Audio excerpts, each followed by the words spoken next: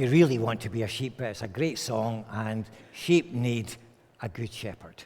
And we have a wonderful shepherd in Jesus Christ. We're doing a short summer season of the 7 signs of John, and this week we're coming to the second sign, the healing of the royal official's son. But first, a story. It's not a joke, okay? It's a story. I leave Keith much better at the jokes than I am. So you know how sometimes billboards go up and posters go up to advertise events? Well, in this town, every lamppost, every corner, every vacant window was festooned with the advert for the circus. The circus was coming to town. There was a picture of the big top on it, and there was a whole list of the performances that would be done. And this young lad saw that. There was a big, colourful poster, and he says, "They're coming on Saturday. I'm going to go and see this." So early on Saturday, people are lining the main street, both sides getting ready to cheer. And in the distance, you could hear the band getting louder and louder and louder as the circus parade came. And then it turned the corner into the main street, and you could see there they were. There was the marching band, the trombones, the euphoniums, the drums, the cornets, the trumpets, everything, and they were enthralling the crowd with the music. Nearly as good as the event we had a couple of weeks ago, of course. And they're coming down in, the ringmaster follows in his great red garb and his hat and his whip and things like that, whatever he has. And it's a bit like The Greatest Showman, they're coming down there. And then after that come the performers. There's the fire eater spewing fire out above everyone. There's the strong man with his 2-ton weights on his shoulders, and there's the tallest man that you ever saw on huge sticks. The clowns, of course, making people laugh. The trapeze artists and high wire arcs coming along as well. And the tumblers and the acrobats. And then, if that wasn't enough, we had the animals. There was giraffes and lions and seals and elephants. You name it, they were there. This young lad was enthralled. His neck was craning to see. His eyes were nearly popping out of his head. It was so wonderful for him. Everyone was cheering and clapping, and this young lad had the biggest smile that you ever saw. The parade continued on, the last of the wagons and that there disappearing into the park. And boy, he was really fired up about this. And he went home remembering the parade. He didn't go to the park.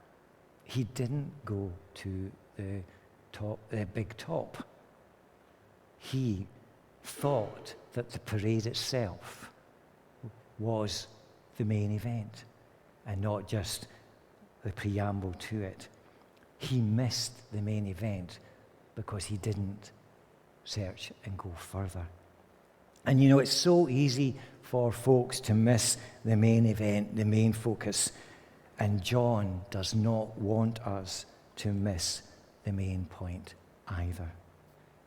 We are going to read from John's Gospel, chapter 4, verses 46 to 54. Once more, he visited Cana in Galilee. That's Jesus, of course, where he had turned the water into wine. And there was a certain royal official whose son lay sick at Capernaum. When this man heard that Jesus had arrived in Galilee from Judea, he went to him and begged him to come and heal his son, who was close to death. Unless you people see signs and wonders, Jesus told him, you will never believe. The royal official said, Sir, come down before my child dies. Go, Jesus said to him, your son will live." The man took Jesus at his word and departed. While he was still on the way, his servants came to meet him with the news that the boy was living. When he inquired as to the time when his son got better, they said to him, "Yesterday, at 1 p.m, the fever left him." Then the father realized that this was the exact time which Jesus had said to him, "Your son will live." So he and his whole household believed. This was the second sign that Jesus performed after coming to Judea in Galilee. Now, I want you to know that John reminded us in a couple of verses beforehand about something important. It says that Jesus had pointed out that a prophet has no honor in his own country. And John is very precise with his wording. He doesn't waste words. He uses words very well and very succinctly. And he was reminding us that it was in Galilee, that in Nazareth, that Jesus preached from Isaiah 61 verses 1 to 2. And that is a very well-known passage, and you know that. That's where Jesus took the scroll, stood up, preached freedom for the prisoner, sight for the blind, the oppressed being free, and the year of the Lord's favor.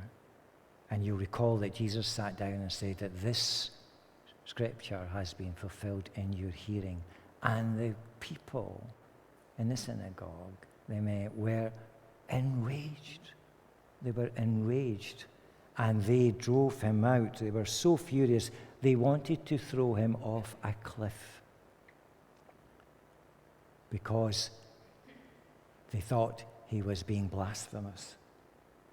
And yet we heard in today's reading that when he arrived in Galilee, the Galileans welcomed him. They had all seen the miraculous deeds that he had done in the Passover feast, because they had been there. And so what changed? What changed? One time he's there and they want to kill him, and the next they're welcoming him with open arms.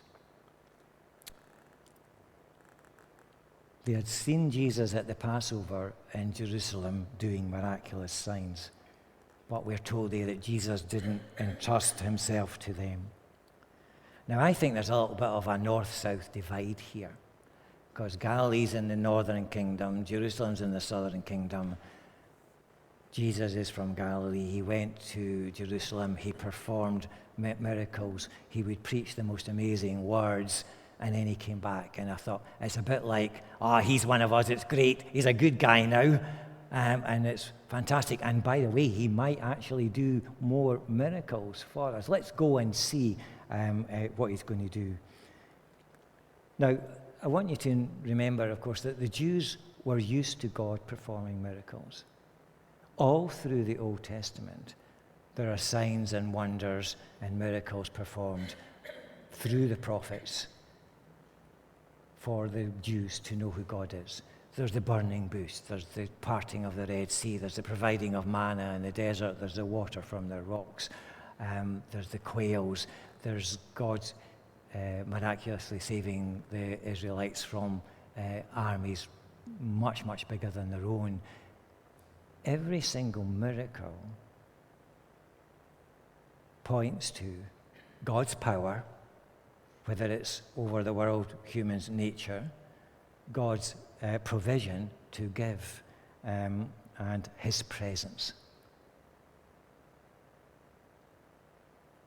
Moses was attracted to the burning bush initially, but he went into the presence of God.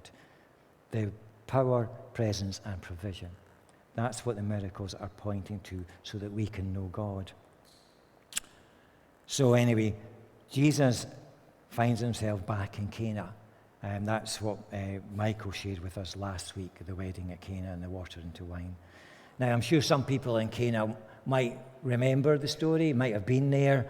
I'm not sure too many would be, because I know the bride and bridegroom wouldn't have been telling people that we nearly ran out of wine, but Jesus saved the situation. I'm not sure that they would want people to know that. But there were people who knew that. And they had come to Galilee to see if Jesus would perform new miracles. And that's where we pick up the story. Jesus is back in Cana. It's more than a day's journey from Capernaum where the royal official had come. And this man comes. He's not interested in these miracles. He has heard about Jesus, obviously, that's why he's there. And he came and begs Jesus to come. Come with me. Come back to the palace and heal my son. He is dying. And then Jesus says something very strange. Unless you people see signs and wonders, he told them, you will never believe. You will never believe. Now, I'm sure he said that in the hearing of the royal official, but I think Jesus was teaching the crowd as well that miracles and signs are acts of God, but they are not the important thing about believing in God. There's no indication in this passage that the royal official came because he wanted to see signs and wonders. He didn't come to see a show, to watch a performance, or to witness a great spectacle. He came because his heart was breaking. He was at the end of his tether. He was at the last chance saloon, if you like. Now, I'm sure, being a royal official, he had plenty of money. He could hire physicians, and he would have physicians and doctors and wise men and sages or whatever in the palace tending his son, and nothing that they did was curing him. He was at the end of his tether. And this story echoes so many encounters that Jesus had with folks in the Gospels. Jairus' daughter was dying. The father whose son had a demon and kept throwing him into the fire, and the Canaanite woman whose daughter is sick. Now, I want you to know that Jesus will never turn away those who come in that absolute desperate moment where they're at the end of the road, they've got no one else to turn to. And he will never ignore such heartfelt pleas. They will always get the attention to God. And I'm sure there are many people here, and you'll know of people who got to the end of the road. And where do you go when your hope is gone? You go to Jesus. You go to Jesus.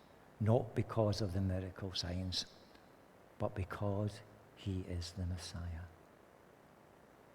I know that people here would have prayed to God in difficult and desperate situations, awaiting God's answer. The official's plea gets Jesus' attention. I think Jesus looks on him with compassion and love and care, and he gives the official an answer. He says, go, your son will live. I'm not sure that's the answer he was looking for. After all, he said, come with me, come and see my child. Lay your hands on him, he'll be well. Jesus asked him to trust him. Jesus asked the official to believe and trust in me. He said, go, go. He wasn't sending him away. He was saying, go, your son will live. In the presence of others who were wanting to see miracles, I think Jesus deliberately healed at a distance.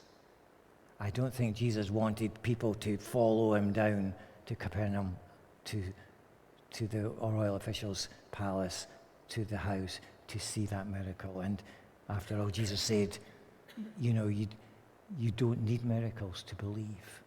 And that's what John is trying to tell us here. And the official took Jesus at his word and departed. Jesus wants us to have faith in and trust in who he is, and not just follow him because of the miracles professed by others. He doesn't want you to have a second-hand faith. He wants you to have a personal relationship with him. So the official turned from the crowds back. 20-mile journey it was, but it was an overnight stay as well, trusting that Jesus knew what he was doing. Not necessarily understanding, but trusting. You know, this person would have his entourage with him. He'd have people to cook for him. He'd have people to look after him. They'd have tents to put up. He'd have people to do that. But I suspect it was a very lonely journey that he had on the way back, worrying about his son, focused on that in his own place, with the words of Jesus, "Go, your son will live," echoing through his mind. And at some point in the journey, he saw his servants coming. He saw servants. Do you imagine how he might have felt at that time? My son was dying when I left him. Jesus didn't come but said he would live, and now they are coming to me. What news are they going to bring? You know, sometimes we dread picking up that telephone, opening that email, getting that letter, because we don't know what's inside it. He maybe didn't know. He wouldn't know what they were coming to tell him, but they brought with him good news. They brought with him the news that his son was alive, that the deadly illness had departed. And when he had asked, "When did this happen?" they said, "Yesterday at 1 in the afternoon." Yesterday at 1 in the afternoon. That was the exact time that Jesus told him, "Your son will live." The man's trust in Jesus has just been elevated. He has had a personal confirmation, a personal meeting with Jesus, a personal confirmation that what Jesus says he will do. His trust has gone from here to here. It has been elevated from trust to faith. Faith in Jesus Christ. Trust is strengthened in anyone when they say that they will do what they say they are going to do. Trust in Jesus, because Jesus will always do what he says he's going to do.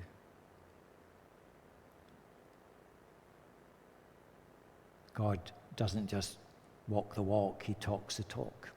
His words are true. His words can be trusted upon. You can bet your life on them. Because when Jesus said, "I come to prepare a room for you and take you home," he will take you home. When he says he will do it, he does it. Jesus didn't pander to the crowds for their desire to see miracles. He did respond to the heartfelt cries of a father whose son was dying. Whatever you are facing, whatever troubles beset you, whatever darkness looms over you, I want you to know that Jesus will hear your heartfelt pleas, and he will always answer them. And it might be a bit like the royal official. He will answer them not in the way that you think he will answer them, but he will answer them anyway. I don't want you to be like the young lad in the story I don't want you to look on, have a second-hand experience of events, and especially of faith. I want you to know that Jesus Christ, the Messiah, is the main event himself. And he desires a personal relationship with each and every one of them. It's an audience one-to-one. When he looks into your heart, into your life, and seeks to help you, to lead you on in the plans he has for you. And I guarantee that whatever Jesus does for you, it's better than the biggest circus you will ever see. It's better than the great performances in London and the shows. It's better than any film that you could go to see. Because Jesus is God. He hears our heartfelt pleas. He answers them in his time. You don't need to see miracles to see Jesus. And the fact that Jesus healed from afar gives us the confidence and the knowledge that he will heal in the here and now for us. Amen. Sue is going to come to lead us in prayer.